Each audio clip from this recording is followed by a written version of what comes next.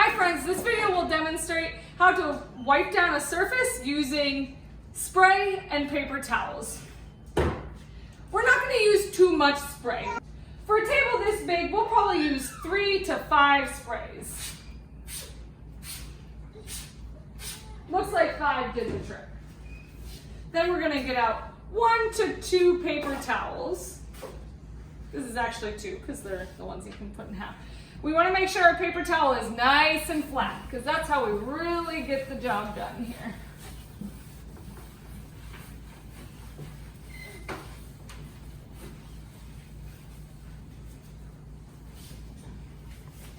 And we just go around the table so we get every part of the surface.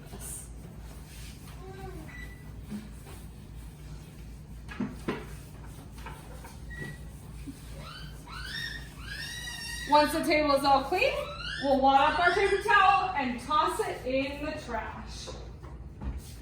And that is how you clean a surface using spray and paper towels.